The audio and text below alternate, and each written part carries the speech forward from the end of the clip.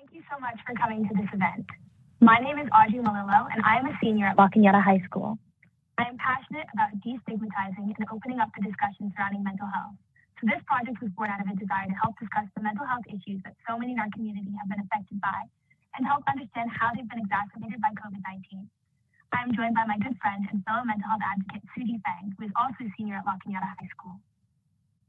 Hi, everyone. We are so grateful for all of your support in completing our survey and coming to this event tonight. And we are indebted to our panelists, the Honorable State Senator Anthony Portantino and his devoted staff for making this event a possibility.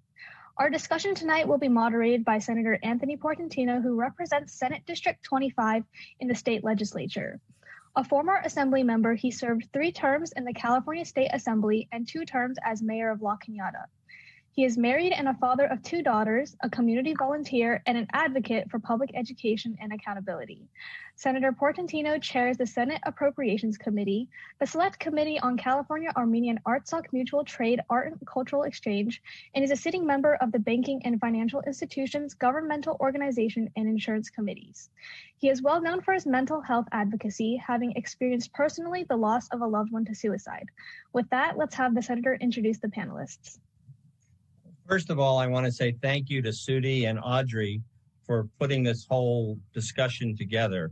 You know, as the father of a teenager, we like to say we listen to our young people, but this is an opportunity where we all can come together to listen to the perspective of young people. And these 2 high school students have put this entire program together, from doing the survey to asking the panelists to be part of it, to seeking peers to share their stories. So we should commend Audrey and Sudi for their work to put this together. And in true civic engagement, they put it together and then they didn't put themselves on the panel. So that also says a lot about their dedication to this issue. So thank you, Audrey and Sudi, for your wonderful work to bring us all together. And this project was created and totally put together, the survey, the 200 results, and that results are going to drive us through the conversation tonight. So that's why I'm really excited. Before we go into the panelists, I do want to do a little housekeeping. After we do the prepared questions that came from the survey that Audrey and Sudi put together, we're going to take questions through the Q&A window. So if you have questions during the night, send them through the Q&A window and they'll be prepared so we can ask them at the end. Don't wait till the end to send your questions. So look at the bottom of your space bar of the Q&A window. So submit your questions early so we can get to them in a timely manner. We have an outstanding panel, both of students and experts tonight, to talk us through the mental health issues that teens face, in particular during this unprecedented time of COVID. So I'm excited to introduce Taylor Foxall, who is the Director of School-Based Services and Care Center at the Family Service Agency in Burbank, and he oversees services primarily for adolescents. He has a background in early childhood education, but has found a passion for working with teens in mental health fields. He is the director therapist and provides clinical direction to 2 care centers at Burbank and Burroughs High School in the Burbank Unified School District. And he has his licensed marriage and family therapist certificate. So thank you, Taylor, for being here.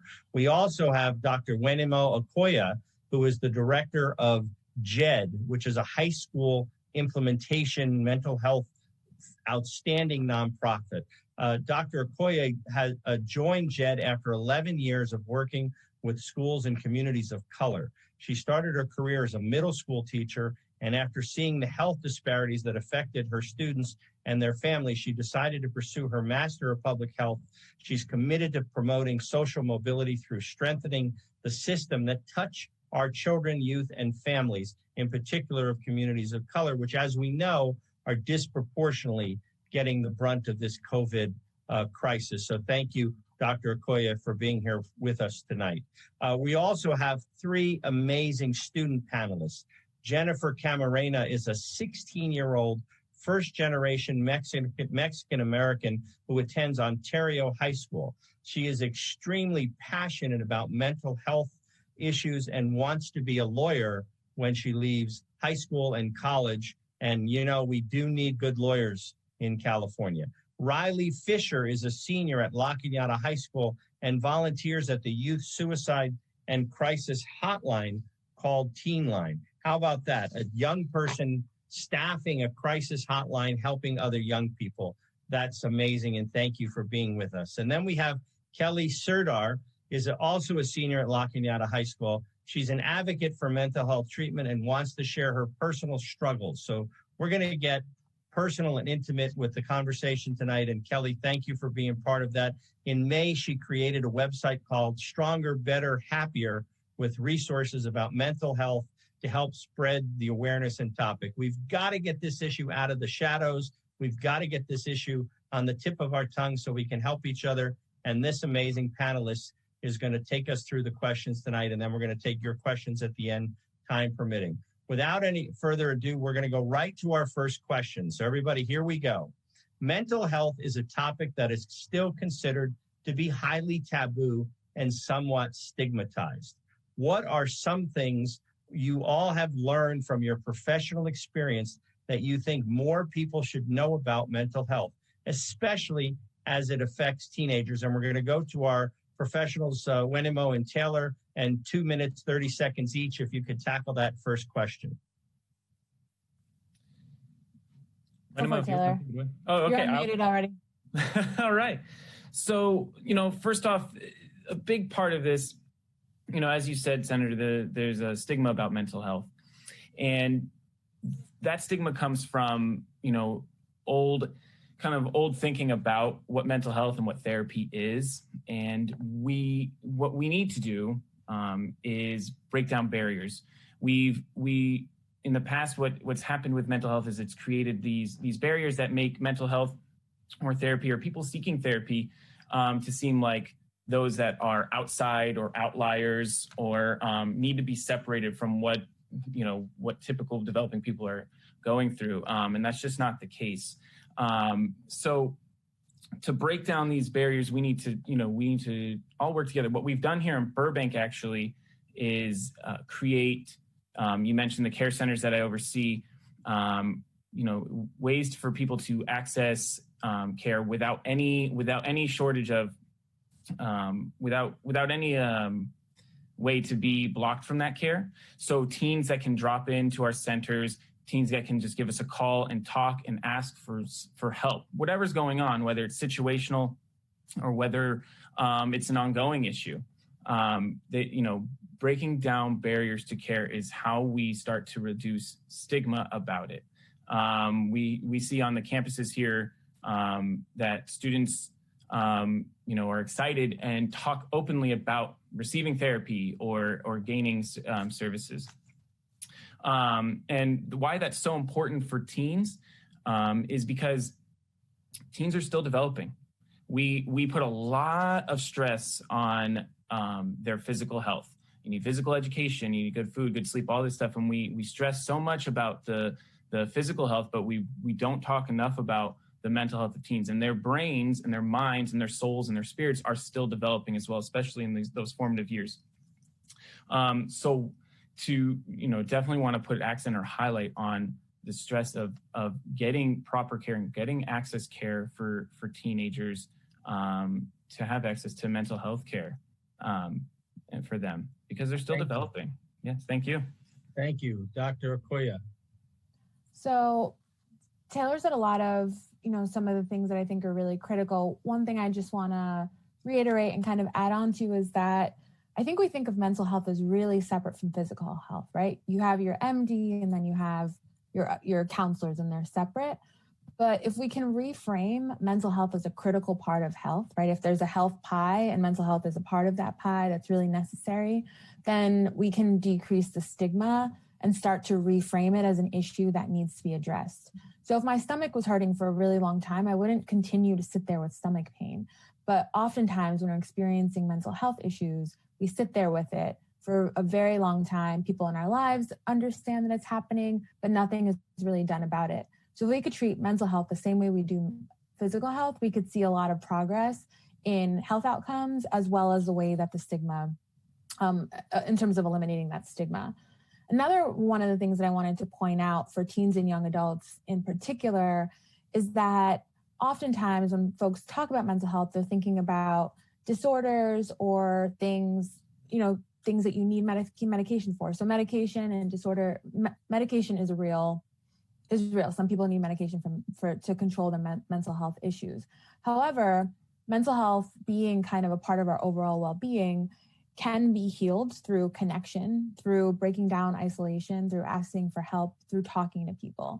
So I think in normalizing mental health as part of overall health and well-being, we can push people to connect, reach out for help when they need it, and understanding that isolation is only going to perpetuate what we're seeing. So I think those things all together can help us sort of break down those walls and talk about it a lot more openly. That's great. Even in California, there's a discrepancy in ed code where mental health and physical health aren't necessarily treated the same way as far as approved absences. It's not clear in ed code, and that's something that we need to change. So we treat our mind and our body the same way when they're both affected and you're both feeling down, whether it's a broken ankle or depression, it should be treated the same way. So thank you for that. We're going to go to our next question, which I think four of you are going to tackle for us, Taylor, Wenemo, Jennifer, and Riley. In the recent survey that our organizers created, the survey of 200 students and parents of the La Cañada Unified School District, almost half of the respondents indicated that they were not aware how COVID had affected mental health. And so for our two professionals, from a clinical professional standpoint, what trends have you observed? And we're going to start with Dr. Okoya on this one. Talk about the trends and try to take a minute to do that. Okay, I'll be brief. So I work with schools all across the country, and one of the things that we're seeing is that there are increased rates of depression and anxiety as a result of what's happened with COVID. Young people are highly isolated. They're not able to connect. While we need to stay physically distant in this moment, we still need to make sure that we're socially connected. So we're seeing a lot of high numbers in terms of anxiety and distress and depression. So if we can build awareness of those issues and figure out how to resolve them, I think we can sort of move forward from this moment. Great. Taylor, you want to jump in? Yeah. And Dr. Wenemo, you put a lot of great points out there. And just to kind of focus in on some things that you're saying, but one thing in the trends that I've seen in working with the populations here and the teens that we do work with is, a lack of motivation. Motivation has become minimal, and whether it's motivation for school, motivation for socializing, motivation to just get up each day. I think that it's kind of hard now for teens to see where the end in sight of this pandemic and everything that's going on is. So it's just starting to really push down that motivation and that ambition or drive. And their long-term goals are starting to kind of deplete and making the future hard to look at because there's a lot of uncertainty. So that's mainly what we've been seeing over here. That's interesting. As a father of a 19-year-old, I wrote that one down. We're going to go to Jennifer and Riley, and so individually and based on your interaction with your peers, how would you say that COVID has impacted mental health for Jennifer and Riley? Okay, so personally, but my mental health actually has been very negatively affected. I've been feeling a lot more isolated, and I noticed myself and my other friends isolating themselves from each other. I actually ran away from home from feeling so isolated and trapped. I now have therapy, which I'm very grateful for, and I wish I had, a little before my life. And I also noticed that because of school and how unmotivated I could be at times, I can't sleep because I'm stressed. My friends, they have suicidal thoughts. They have constant panic attacks. They're neglecting eating food, and they just overall feel very hopeless during this whole time. And just COVID in general has heightened these feelings, and for the worse. Thank you. Riley, you want to jump in? Yeah, and I've definitely had a lot of similar experiences to what Jennifer talked about, especially at the beginning of the pandemic. I think my anxiety got worse, and as the pandemic went on and like the isolation continued, I think it was hard to stay motivated and like just be happy a lot of the times. And I also think that a big part of this for teenagers specifically that's different than the way that adults have faced it is that school was the center of a lot of our lives, and also a way that a lot of people found like coping mechanisms. Whether it was just like, for me, it was like clubs and just being able to like eat lunch with my friends every day. And for a lot of people, sports. And school shutting down, like obviously had a big impact on like students' abilities to stay educated. But I think it also cut off our ability to cope with some already existing mental health issues. Stress, the opportunities to relieve stress. Yeah. So thank you for sharing, and thank you guys for being so honest and forthright with your story, because that's what we're sharing with the other, hopefully 132 other young people are on the line with us tonight. We're going to go into our third question, which will be for Wenemo, Taylor, Kelly, and Jennifer. So the COVID-19 pandemic obviously has caused a rise in mental health issues, as we've just talked about. What are some of the good strategies that you would suggest to cope with the stressors that many often experience in their day-to-day lives? Stressors, loneliness, hopelessness, anxiety, depression. What do you think are some of the methods that are working for you personally? And what are some of the tips you want to give to young people out there who are struggling? So we're going to give Wenemo and Taylor the first slot at this. Try to be a minute to minute and a half each on this. Sure. So, I thought a lot about this question, and it made what it made me think about is the person that I've seen that is the most well-adjusted during this pandemic. And it's a young middle school girl, is the most well-adjusted person I've ever seen during this whole thing. And what she has done, and what I want to kind of bring to everyone here, is she has dedicated her time, the time being at home and the time being sometimes away from others, is volunteering for others. She's created a way to donate masks to organizations and other people in her community. I think she's donated up to more than 500 masks. And she couldn't be more confident and happier with herself. So with that, I want to say is find ways to connect, but connecting by serving others. Working here each day and providing services, or being able to just get people to services or referring services, is what helps push me through this whole time, because we're all having a tough time. So connecting with others, and primarily by serving others, if you can, in a safe way, in an appropriate way, getting that out there. Look for ways to volunteer, and look for ways to be a part of something, because we all feel pretty alone right now. Right. Join something. Dr. Okoye, thoughts? I love that. I love that as a really meaningful way to build connection. And there's science to that too, that, there is something healing about connecting with other people by giving to them. One of the strategies that I think has been really effective in the young people that I've worked with, and with me in general, is building a routine. So in a time of extreme uncertainty, the one thing you can do to trick your body and your physiology into thinking that you are safe and that you are in control is creating a routine that you follow regularly. So oftentimes we find ourselves trying to respond to episodes of anxiety or depression, but what we really should be focusing on, if we can, is preventing that, right? So trying to prevent ourselves from getting into a situation where we're really worked up or feeling really down. So if we can build a routine, you can kind of prevent that from happening. And then when you do find yourself in a situation where you're feeling highly anxious or depressed, having a toolkit of coping mechanisms beforehand that you can go to when you're feeling that way is really important.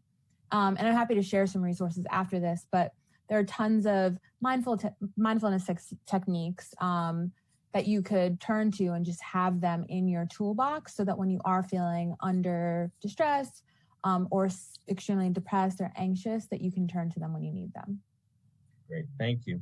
We're going to go to our students, Kelly and Jennifer. So specifically, what are some of the things you guys do to deal with these issues? How are you doing it, and what suggestions do you want to say? And then also, how are you talking to your parents? How is that part of the equation? And so, Kelly, you go first. Okay, I think when I'm dealing with like a specific issue, when it brings up a lot of anxiety, I find it most helpful to either journal or use a journal that there are some that are made by therapists using proven strategies to help you reduce anxiety. And just getting that all down can really put things into perspective. And then also, I guess with like parents, like as much as you can, realize everyone's experiencing the same thing. Everyone's nervous, everybody's anxious, everybody's kind of hopeless with the situation. And then another thing is like a mindset shift. Like if you can, think about yourself 2 years down the line when we're past all this, and think about how you would like to look back at this time, and think about how you wish you would have reacted or what you wish you had done. And I think that helps a lot. Great. Jennifer, you want to add some personal observations? Yeah. So personally, what I do, especially with my friends, is I actually I host a Zoom call and we watch movies together. We vent out how we feel at home and how we're feeling with school. And just having that support system really does help me with these emotions. And for like my relationship with my parents, if it starts to fall, we start to have arguments, what we tend to do is we play like board games with each other. So we kind of force ourselves to be with each other, and it just reminds us that we truly do love each other. And to add what to Kelly said, she said journaling. And personally, for what I do, I like to video diary. So every single month I record myself and I discuss what happened in today's whole month. And I like seeing the progress, especially noticing like, yes, this month I was struggling with this and how I got beyond it. So those are really good methods that I've used. Great. I love the board game idea because it doesn't require electricity or batteries, and it's old school, and it forces you to sit around the table. So that's great. We're going to go on to our fourth question, and Riley, Kelly are going to lead us off, and then our two therapists are going to come in after that. And so many of the survey respondents indicated that they wanted to know the warning signs. And this is important, obviously, for the parents that are out there, the warning signs of mental health illness and how to get help once they've been identified. So if you could walk us through the warning signs, and how did you realize you needed help, and what process would you like to see? So walk us through some of the warning signs and some of your personal experience. And so Riley, you go first. Yeah, I think a lot of the warning signs are sort of intuitive in terms of like how you would see it, but also just recognizing that it manifests differently for every person. So I think when you're trying to figure out whether someone close to you is struggling with mental health, you have to look out for how they're changing. Like if someone was always social and all of a sudden they're not, then you want to have a conversation with them and see why they're acting differently now. And that might have like an issue that they're dealing with mentally. And then I also think just really listening to people, because a lot of times when someone's struggling with something, they want to tell other people. They just don't always know how, or they don't think that you'll listen. And they sort of get in their head about how you're going to react. So I think just being really open, then you're not going to have to worry about someone being scared to just tell you up front what they're struggling with. That's great. Kelly, you want to add some thoughts? Yeah, I think what Riley said about everybody like having different symptoms or it manifesting different ways is really important, because what I might experience might be totally different from another person. And then I also find the more like you find research or like use the internet to become versed on like the symptoms, the more you can identify it in yourself and in others. So I think that we have the internet to our advantage in that, and it can really help spread awareness. Right. I think this is a really important topic. Obviously, Riley, you talked about watching change in your peers. So that change could be both attitude, behavior, but also substance issues as well, and self-medication. Do either of you want to comment on that and how you interact with your peers, or what observations before I go to the two therapists?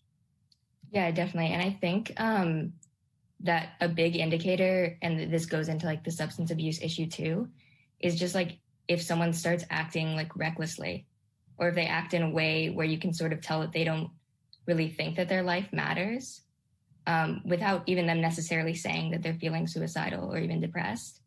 But just the way that they act about themselves and the way they treat themselves can sort of tell you how they're feeling. Great. Kelly, you want to jump in? Yeah, I think that's really important, because most of the time people don't realize that substance abuse may be may be caused by mental illness like depression, because typically when it gets bad, people stop caring about their life and they're going towards unhealthy coping mechanisms, which would be like drugs and alcohol. And I think that link needs to be more apparent. Jennifer, you were not scheduled on this one, but I want to hear from you too. What do you think as far as warning signs, any personal perspective or things you've observed in others? Well, for me, this actually happened yesterday. I noticed my friend, she was starting to look a lot more pale.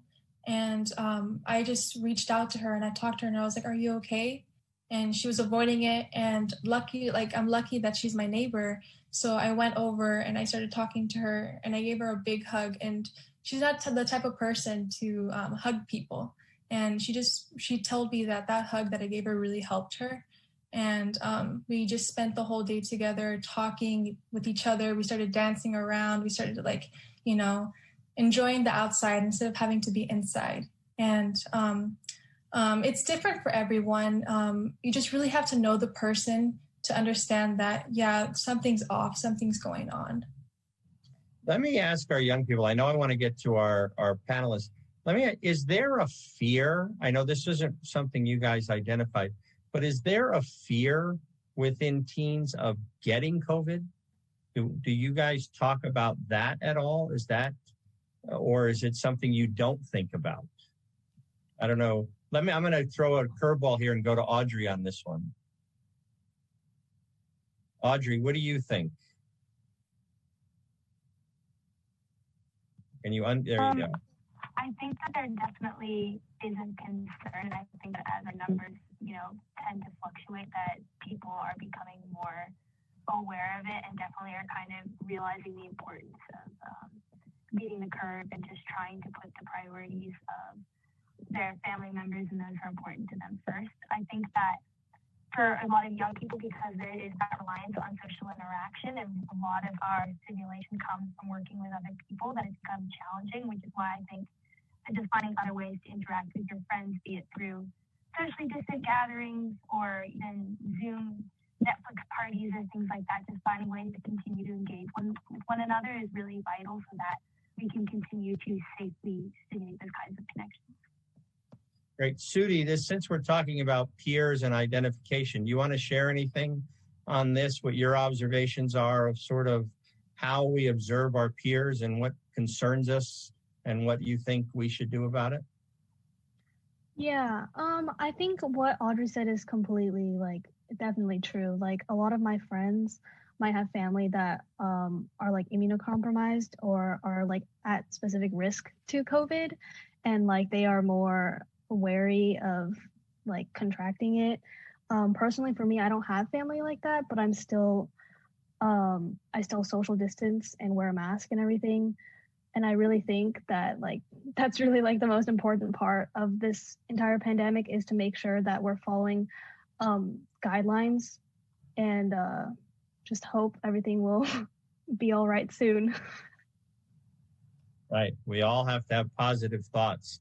So, Dr. Okoye, as we see the warning signs, what are some of the steps for treatment? How can we get some help to some folks? And I have a question. So, within a family unit, if one sibling sees issues with another sibling, should they go to their parent? Should they go to their brother or sister? Should they go to a school person? How should, in the family unit, we deal when we see so talk us through sort of paths to getting help, and then also touch upon that family dynamic, if you could. Mm-hmm. So my background's in public health and health education. So I'm going to let Taylor get to the treatment questions, okay. But I will talk about reaching out to help because I do think that that's really important. So I oftentimes present to a couple of different audiences. So teachers, parents, students themselves, other caregivers, other family members, because I think you're getting at a really important point that anyone who touches around a young person can step in and help. So at JED, we actually have a campaign called Seize the Awkward, which guides young people through having awkward conversations with their peers. Because the research shows that almost 80% of young people that are experiencing mental health issues or distress reach out to a friend first for help. And then oftentimes their friends don't know what to do or don't know who to lead them to. So one of the things that's really protective in terms of suicide prevention is asking for help and increasing help-seeking behaviors. So when I'm talking to parents, I help them understand that when you see any sort of change in appearance, in mood, in the way young people are operating in their academic performance, mood swings, those sorts of things, any changes, same thing for teachers, that is a point to intervene. Ask young people if they're feeling like they need help or they need support without judgment and without promoting that stigma. So anyone who's touching upon a young person can intervene and then refer accordingly. So that's when folks like Taylor come in, right? So if you know that you can build a relationship with someone who's in distress or is feeling anxious or depressed or just doesn't know what to do and is feeling kind of hopeless, connecting with them, getting them to trust you so that then you can then refer them to Taylor or a clinician in the community for help is really important. So I don't know, Taylor, if you want to talk about treatment specifically. Yeah, Taylor, walk us through what sort of the progression from identifying the problem, what can we do, and how do we get help? Absolutely, and Dr. Wenemo, thank you so much because you put that, and to the students too. This is why I'm so glad we have the teens here because they're such great experts. Everything that you guys said is what I would have said as well.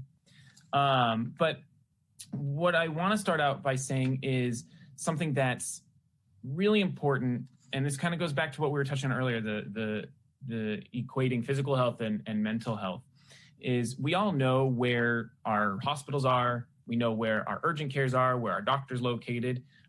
So what I would encourage for anyone who's watching or listening or anything like that is to start researching where your mental health facilities are, your community mental health facilities, your nonprofits, therapists in your area, anything that you can access so that maybe something doesn't come up, that's okay. If something does, then you already know where to go and you're not scrambling to find something. You're not going, oh my goodness, I need to find a mental health expert. You're not on Facebook saying, can you recommend? Yeah, at the last minute when the crisis comes up, you already know where these things are. So I want to definitely stress that. But as far as how treatment goes and what that process looks like,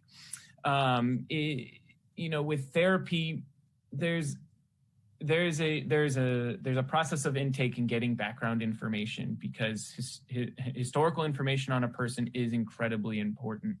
So finding out that background of past behaviors, past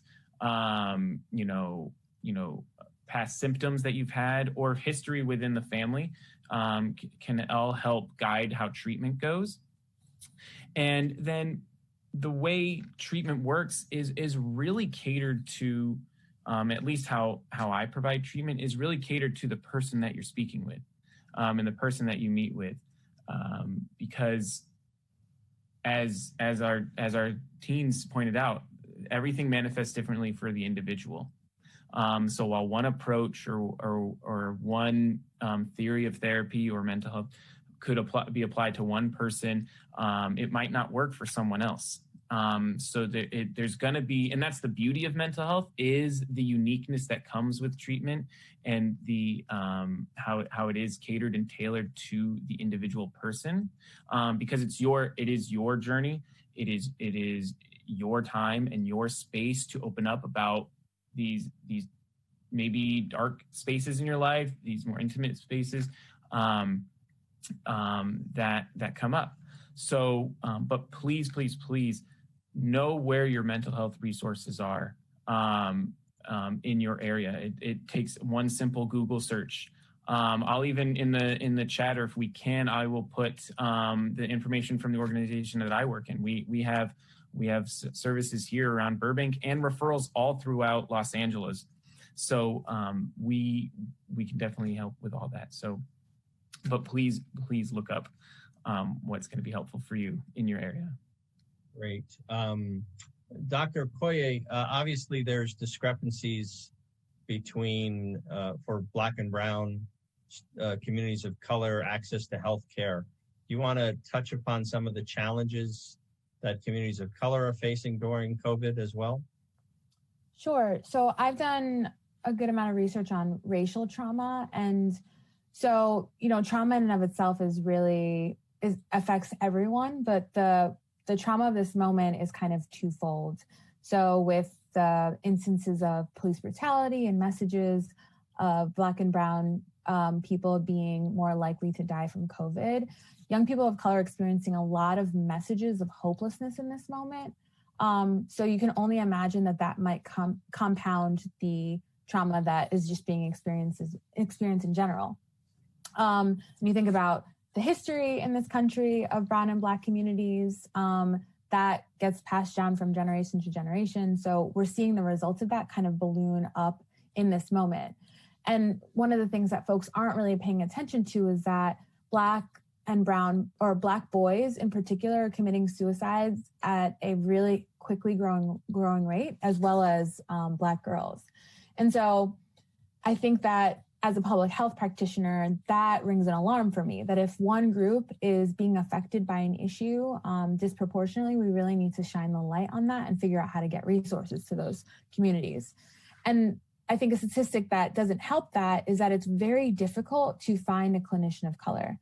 So only 4% of psychologists are Black, only 4% of psychologists are Latinx, and only 4% of psychologists are Asian. So if you're a young person of color and you want to find someone that is relatable to you or understands your culture, it's actually pretty difficult.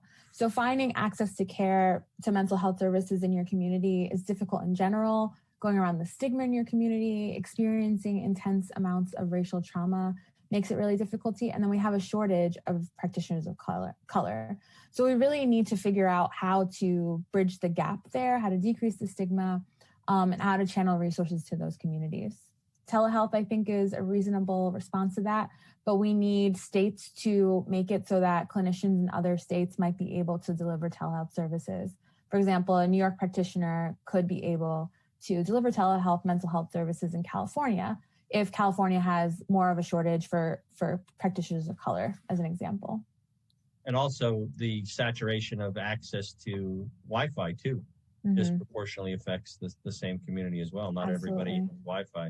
I know Burbank gave out 300 hotspots or 800 hotspots as well to just make sure that while we're distance learning, kids have access to Wi-Fi. That's a challenge.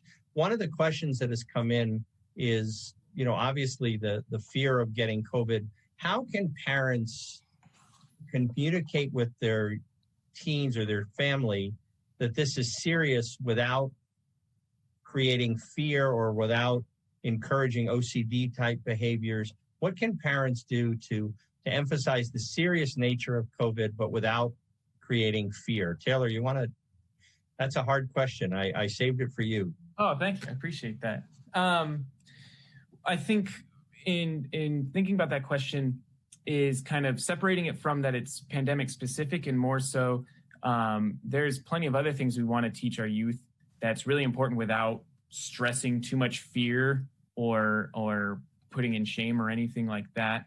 Talking to your teens about the importance of safe practices. And that can be applied to so many different areas, in life, whether it's your physical health, your mental health, talking about sex, talking about the pandemic.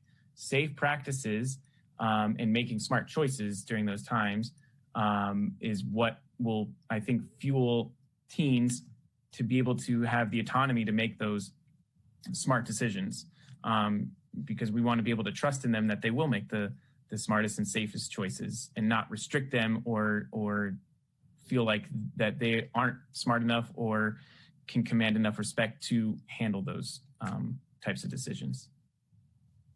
All right, I'm going to go to Jennifer. Starting a conversation with your parents. What's a good strategy for a teen to start a conversation with your parents? So just like knowing the environment. If it's something that it's really serious, don't do it in a place where you don't feel comfortable. Do it in a place where you know that you and your parents both feel comfortable and recognize that you're going to be talking about something serious. And just if they do start talking to you, let them know that this doesn't invalidate how you feel about them, if it is about them or other people. And for the parents' part, don't judge your child. Listen to them, love them, and show that you care, because your opinion does matter to us and it does affect us a lot.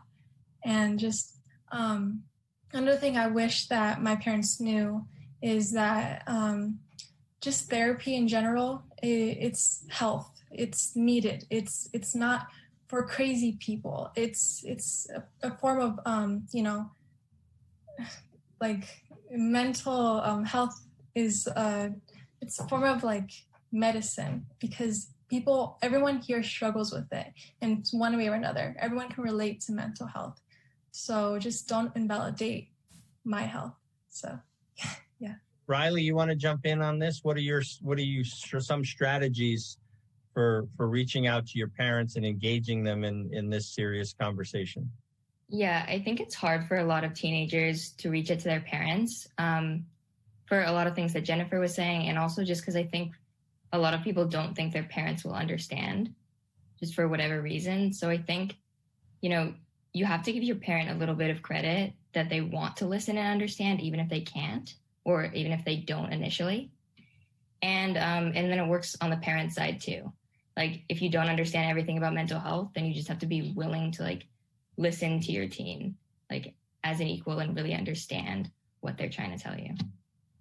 Great. Kelly, you want to jump in on this one? Mm-hmm. I think to start a conversation with your parents, I think it's easiest if you just start with how you're feeling, what thoughts are going through your head, because that's the easiest way to convey what's going on. And like Riley was saying, they do understand, and to some extent they have felt these experiences and emotions.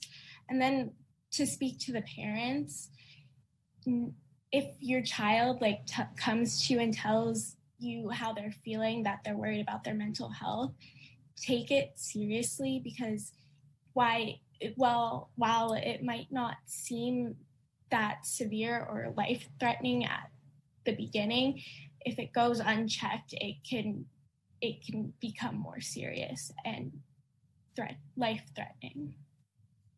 That was one of the when my brother committed suicide, one of the most dramatic things for me, for the Lock and Yadins, you all know Music in the Park, and 800 people show up in the park every Sunday night to listen to music.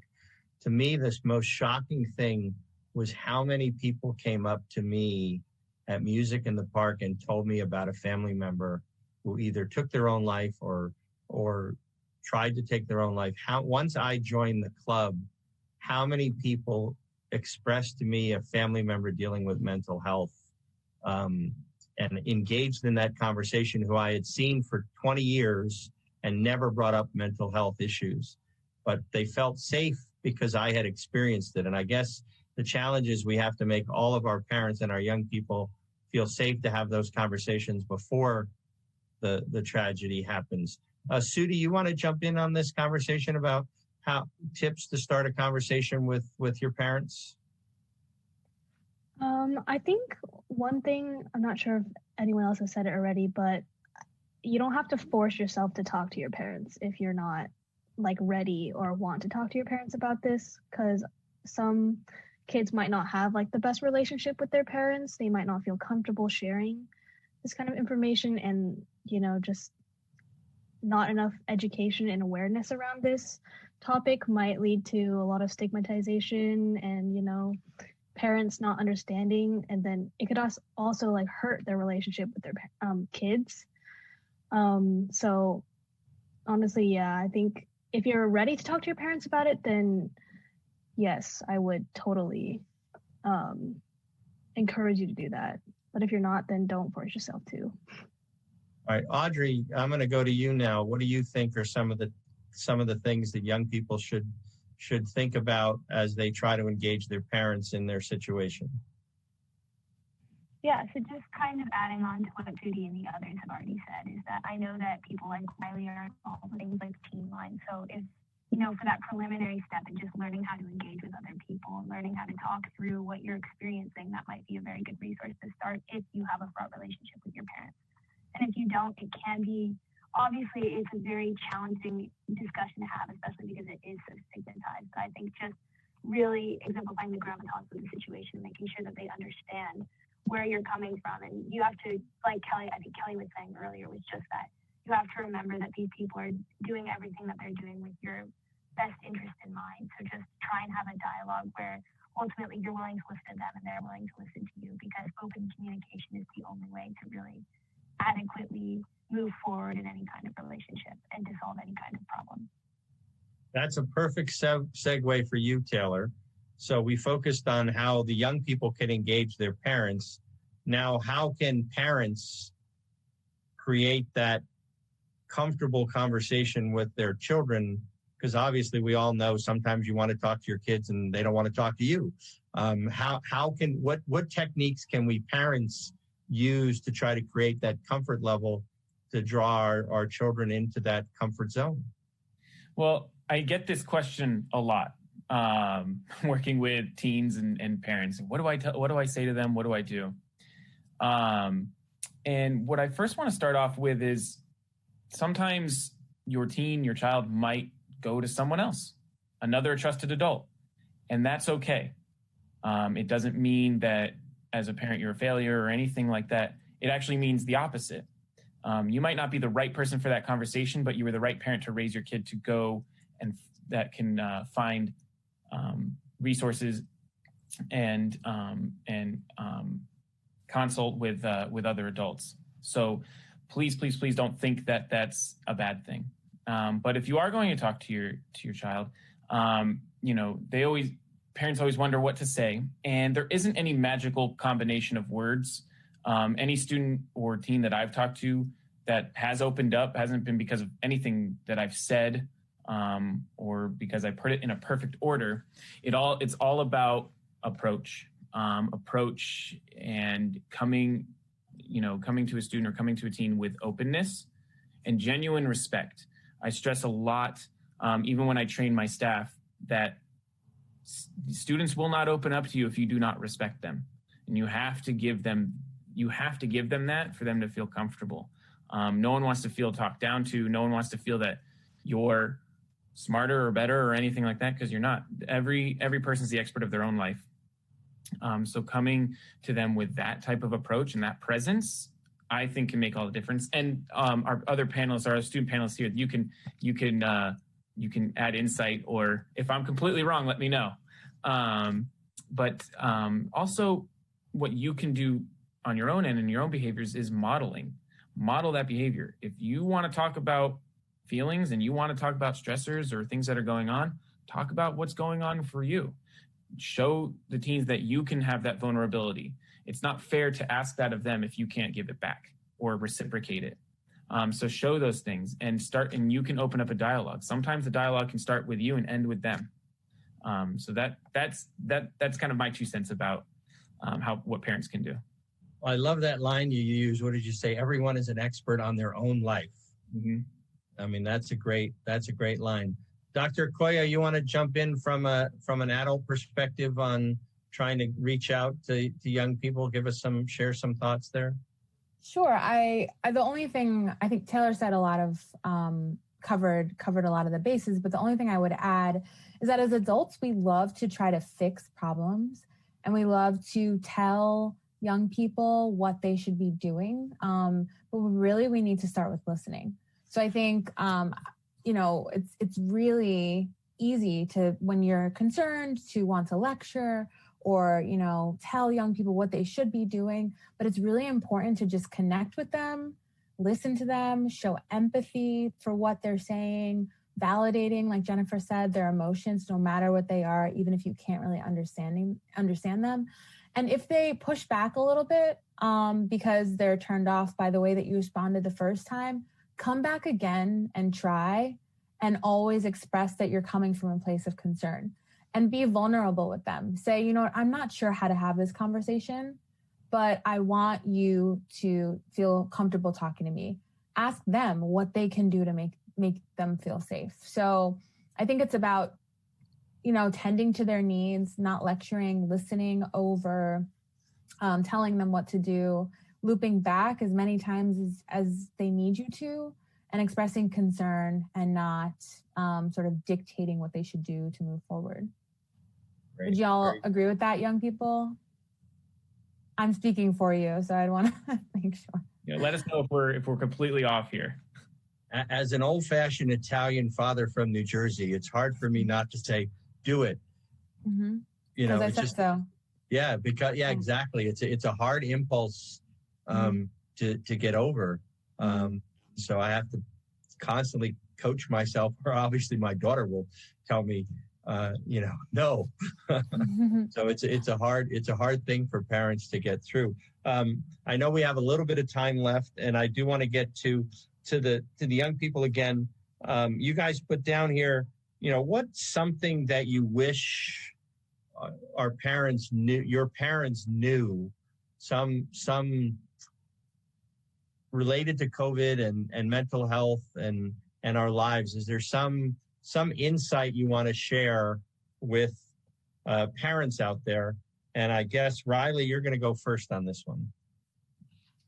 Yeah, I think that this was talked about a lot, but the biggest thing that I wish my parents, or that most parents knew, was that you don't have to give your teenager answers, and that you can let them lead the conversation and them tell you what they're going through before you try to fix it.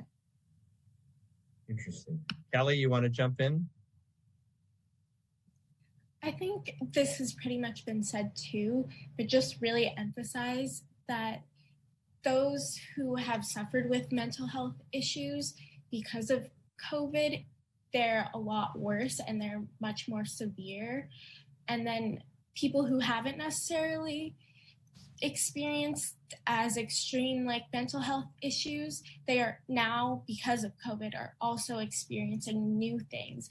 So everyone's in this together and everybody is struggling. Jennifer, you want to jump in?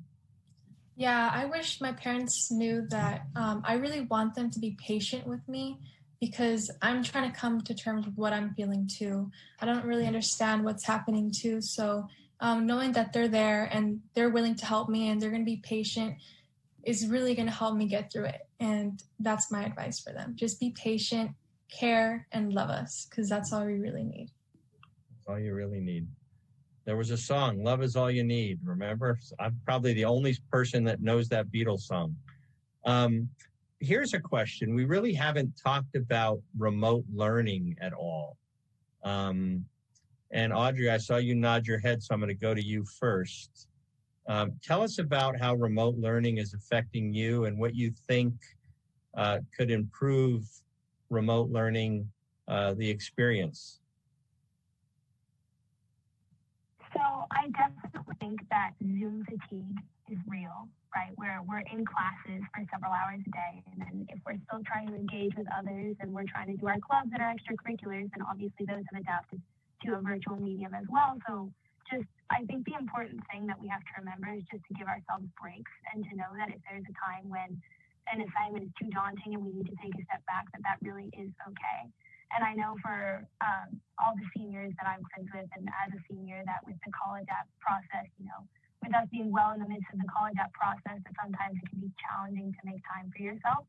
But I think that it's just of the utmost importance that people remember that, just like we've talked about earlier, that the physical health and the mental health are inextricably linked, right? And that we need to prioritize our mental health just as much as we would any other physical ailment or injury. So just making sure that you're taking care of yourself and taking breaks and understanding that, there's a lot of stressors in our world right now, but that eventually we're going to get through it, and it's our resilience that is going to get us through it. So just relying on that. Great. Sudi, you want to jump in on that? Sure. For me, I know I have a lot of friends who might struggle with Zoom learning, especially just because the online format is so different from learning in person, and they might be struggling with classes and subjects that they never have really struggled with, and that might be a little bit taxing on like mental health and physical health, because you have to spend more time, and seems like teachers are giving less work, but then sometimes it's more work because of the shortened classes in attempt to make our time online like shorter. So for me, I try to go outside at least once a day, get the mail, take out the trash or something, because like getting sunlight is really important. I think that's just what helps for me. So great. I know we've touched upon some of the audience questions that I've included. There's a couple more, and then I'm going to sort of go to a wrap up. We may go 5 minutes longer. So what do we do about a young person who needs help but is unwilling to social distance or putting up other roadblocks to getting help, who, doesn't want to meet their peer safely or is resisting opportunities to get help? How do we get that reluctant or inject cooperation into that person who needs our help but is being reluctant about it? Taylor, you want to go first on that one? Sure. And it's really difficult. You can't necessarily force anyone to do anything, and that can bring probably the opposite reaction you might want from someone. The old phrase, you can lead a horse to water, but you can't force them to drink. But always try to lead them. Always giving them opportunities and chances to engage or to connect. If it's about them needing help and seeking that out, giving them that information. They may or may not use it at the time, but then they have it. There's plenty of students that I've worked with that have come to our drop-in centers that don't want therapy, they don't want anything, but we let them know, well, we have this, and this is what's available to you, and you can do this, this, this, and this. And sure enough, sometime down the road, they come back because they know what's available. And knowing what's available, when you don't know if you need help and you don't know what's available, you're never going to seek it out. But when you start to go, hey, maybe I could use someone to talk to. Oh, someone told me about that agency, or someone told me about that therapist, or someone told me about this. Those things will stick. So giving them the opportunities to have that information, and always and not closing that person off. Not closing that person off. Dr. Okoye, are there things that I'm going to go to the students as well on this question? How do parents contribute to the stigma? Are there things that we say inadvertently that might create more stigma around mental health or might discourage our young people from coming forward? Mm-hmm. What are some of the things that parents might say inadvertently, not thinking about it? And then I'm going to ask the student panelists to go through that same question. Mm-hmm. Yeah, and some of this is just baked into our language. Like, a lot of our language is, that's crazy, that's insane. Like I've been actually trying to change my language to like swap those words out for like wild or bananas or nuts, you know? So I think that it's just kind of baked into our language. So it being unknown or people doing it subconsciously is definitely, it's not malicious at all, but thinking about our language, and also the way that we talk about other people. So if you're talking to your young people or around your children about someone else who's experiencing a mental health issue, or even when you're watching a movie or a show, if you talk about those people, in a particular way, or make jokes about them, or make jokes about people who are sensitive or emotional, you're not really building a safe space, because if you could talk about those people in that way, young people might think that you might also put the same sorts of judgments on them. That's great. Be sensitive and be kind and understanding and model those behaviors. Riley, what do you think some of the older folks say that it might continue the stigma? And then also, this will be your opportunity to add any final thought that you want to add as well to the conversation. Yeah, I don't know if I know like specific phrases, but I think a lot of times it's also like what parents don't say, like when mental health just isn't a conversation, or when it's just asking like how you physically feel or what you've been doing, you know, or what you just did, as opposed to like how you feel. So I think just making mental health a topic is a way to like destigmatize it within your home. Yeah. Great. Kelly, you want to jump in, and any last thoughts you want to add? Yeah, I think that how parents talk about other people who have struggled with mental illness is really important. Like I know I've heard other people, when talking about someone who has committed suicide, they say, that's tragic. And like, I can't believe I never knew anything, or like, you just never know. And I think that's really important to say, but also realize that there are reasons and they are attributed to mental health issues, and you can do things to help. Right, and Jennifer, I'm sorry. Jennifer, I'm sorry. Jennifer, you want to jump in on this? Yeah, I wanted to touch upon how when you talk about mental illness, don't regard it in a negative way. Normalize it. Don't shame people for having a mental illness. Especially when it comes to suicide. I noticed that some parents regard those people as weak-minded, and that is so not true. Everyone has their own mental illness, and just disregarding the fact that they aren't people because of this small thing that they have about themselves that they can't control is something that I feel needs to be stopped. So just be sensitive about. Great. So Audrey and Sudi, before I go to you for your closing, I'm going to go to Taylor real quick. Any last parting thoughts? And then I'm going to come to you, Dr. Okoye, for your last parting thoughts. Anything you want to add? Sure. I think the students have definitely put it amazingly. And it is best to hear it from them a lot of times. And just to kind of go off of what other people are saying is, being sensitive about mental health, and not making it the other.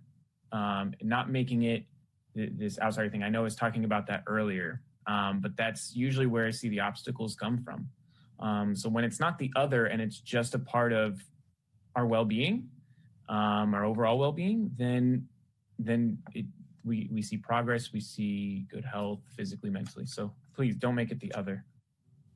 Right. Dr. Okoye, you want to add a parting thought? I just want to thank Audrey and Sudi for putting this together, and Riley, Kaylee, Jennifer for sharing your stories and your perspectives. I've learned so much from you, and I think that you all said it way better than Taylor and I could about your experiences. And also grateful to share the panel with all of you. But I think what I want people to walk away with is understand that these conversations like what we had today need to continue to happen. So to see a politician, a clinician, students, a health educator from across the country come together to talk about an issue that's highly stigmatized and that people when I was growing up whispered about, I think is really incredible progress, and I want to continue to see that. So I guess those are my parting thoughts, is that just having this conversation in and of itself is what needs to happen in our homes, outside of our homes, broadly speaking, in order for us to make change. That's great. No, I appreciate that. And for folks that I learned a lot tonight too, want to share this. It's going to be posted on my state website, and also we live streamed on Facebook. It'll be available for folks if they want to tune in or share it with someone else. I also want to commend Sudi and Audrey. We have state Senate. It's hard to see with the background. We have state Senate proclamations recognizing your efforts. Given the time, I'm not going to read them, but you're going to both get some proclamations for putting this together. And again, for those of you out there, these young people put this on and created the questions and really need to be commended. And so for all of you, as a parent, as a politician, but mostly as a parent, I just commend, the 5 of you for doing this. So thank you to the panelists and for the organizers, and then our 2 therapists for being with us tonight. And I'm going to turn it over to you, Audrey, right now, and Sudi, for your parting comments. You take it away. Great, thank you so much. So I just set a link in the chat of a document with extra infographics, websites, and information that you can access following tonight's event. So that's supplied with local MSPs, as well as documents from the National Line for Mental Illness. So definitely access that when you get a chance. And I saw that our other panelists submitted documents and resources for you to check out as well. So the conversation, as you said, doesn't end here. And thank you so much for your interest in learning more and for participating in this event. We truly appreciate your support. So that concludes tonight's webinar. Thank you so much to our wonderful panelists, Mr. Foxhall, Dr. Okoya, Jennifer, Riley, and Kelly, to our kind and dedicated moderator, the Honorable State Senator Anthony Portantino, the generous and hardworking individuals at his office, and all of you for coming to tonight's webinar. Have a wonderful rest of the night.